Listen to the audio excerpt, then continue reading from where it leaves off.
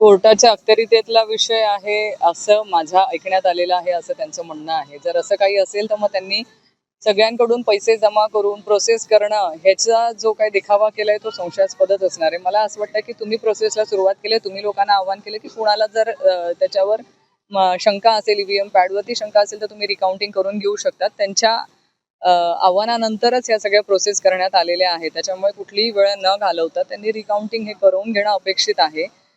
त्यांना मला कायम असं वाटतंय की या सगळ्या प्रकारामध्ये ईव्हीएम वरती जो आक्षेप घेतला जातोय तो कुठेतरी खरा आहे का असं यातनं वाटतंय. कारण जी प्रोसेस दिलेली आहे त्या प्रोसेसनेच आम्ही सगळे उमेदवार गेलोय.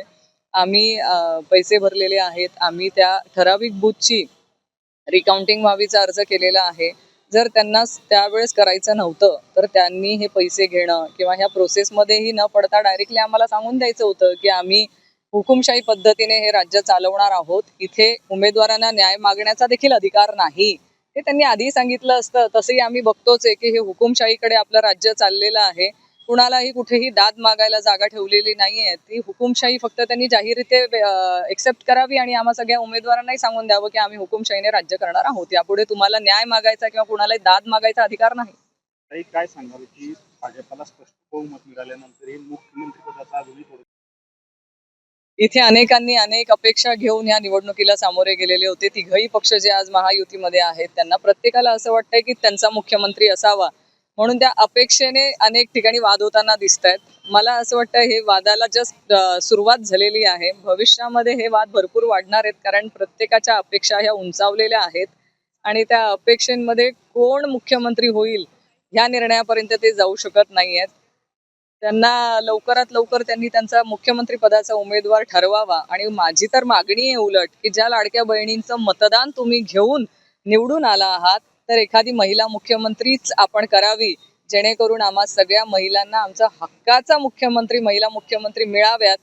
महिलांच्या समस्या चांगल्या रीतीने त्या सोडवू शकतील. तुम्ही घाबरतात का? आमच्या महिलांचं मतदान तुम्ही घेतलेलं आहे तर महिला मुख्यमंत्री एकदा होऊन जाऊ द्यात आणि आम्हाला बघू द्यात, महाराष्ट्राच्या जनतेला बघू द्यात की पुरोगामी महाराष्ट्रामध्ये सगळ्यात पहिल्यांदा महिला मुख्यमंत्री म्हणून तुम्ही महायुतीला जो मोठा भरभरून पाठिंबा महिलांनी दिलेला आहे, तर एक महिला मुख्यमंत्री चांगल्या रीतीने काम करून दाखवू शकते. हे आम्हा सगळ्या महाराष्ट्रांना त्यांनी उदाहरण द्यावं. काही जळगाव कपाशीला सोयाबीनला भाव नाहीये, शेतकरी अडचणीत आहेत आणि सरकार एकीकडे गठीत होत नाही, काय सांगा? आज शेतकरी बांधवांमध्ये जर आपण बघितलं तर लाल्या रोग असेल, बोंडअळी असेल, अशा अनेक समस्यांना सामोरे जावं लागतंय. आज आत्महत्येचं प्रमाण हे जळगाव जिल्ह्यामध्ये मोठ्या प्रमाणात आपल्याला बघायला मिळतंय, पण याच्यावरती कुठेही उपाययोजना होत नाहीयेत. आज ते लोक सरकार स्थापन होऊन सरकारकडे आशेने बघता आहेत की लवकरात लवकर कर्जमाफी व्हावी, शेतकऱ्यांनी जो पिकवलेला माल आहे त्याला हमी भाव मिळावा. कारण अजूनही CCI केंद्र स्थापन झालेले नाहीयेत. आज त्यांनी कपाशी जावी कुठे आणि विकावी कुठेचा प्रश्न शेतकरी बांधवांकडे आलेला आहे. आज उदरनिर्वाहाचा प्रश्न तयार झालेला आहे. लवकरात लवकर सरकार स्थापन होऊन त्यांच्या कपाशीला भाव मिळणं गरजेचं आहे.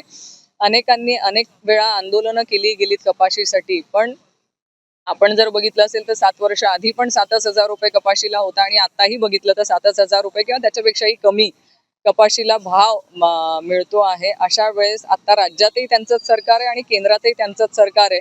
शेतकरी बांधवांच्या पाठीशी उभं राहण्याचं काम या लोकांनी करावं आणि त्यांना हमी भाव मिळवून द्यावा. त्यांना उत्पन्नापेक्षा जास्त रक्कम ही शेतकरी बांधवांना मिळावी अशी आमची सगळ्यांची अपेक्षा आहे. काही जर अजित पवारांच्या सोबत नसते तर अधिकच्या जागा निवडून आल्या असतील. निकाल बघता असंच वाटतंय की जर हे 3 पक्ष नसताना 2 पक्ष जरी एकत्र असते तर त्यांच्या जागा नक्कीच वाढल्या असत्या. पण आता ते त्यांचा हिस्सेवाटीवरती वाद होत आहेत असं वाटतंय मला. कुणालाही त्यांचा हिस्सा दुसरीकडे गेलेला सहन होत नाहीये. पण हे मी म्हटलं तसंच आहे की वाद तर आता सुरुवात झालेली आहे. आता हळूहळू अजून वाद मोठ्या प्रमाणात वाढतील. दिवस झालेले आहे, मात्र अद्यापही काही तिढा सुटत नाहीये. आत्ताचं सध्याच्या सरकारच्या बाबतीमध्ये काय म्हणता येईल माहितीये का, पत्रिका छापून तयार आहेत पण नवरदेव कोण ठरणार आहे हे अजून काही ठरलेलं नाहीये. हा जो वाद आहे हा अनेक महत्वाकांक्षी झाला पाहिजे. महत्वाकांक्षी लोक आहेत, वेळ लागतोय पण त्यांना लोकांच्या बाबतीमध्ये कुठेही त्यांना काही घेणं देणं नाही असं वाटतंय. कारण आज लवकर सरकार स्थापन होऊन शेतकरी बांधव जी अपेक्षा ठेवून आहेत, कर्जमाफीची घोषणा सरकारने त्यांनी त्यांच्या काळात केली होती, ती लवकरात लवकर होण्याची वाट बघतायत. माझ्या माता भगिनी त्यांना 2100 रुपये महिना मिळण्याची वाट बघता आहेत. हे लवकरात लवकर होण्यासाठी वाट बघतायत, पण यांचे स्वतःचे एवढे वैयक्तिक वाद दिसून राहिलेत की कोण मुख्यमंत्री होईल. तिघांनाही शुभेच्छा. एबीपी माझा, उघडा डोळे बघा नीट.